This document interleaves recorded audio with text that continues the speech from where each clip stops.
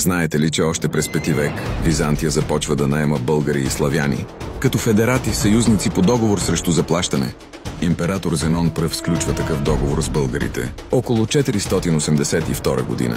Йоан Антиохийски, наемайки ги да воюват срещу оскотите. По-късно византийците използват същата практика и с славяните – Прокопий и Кесарийски.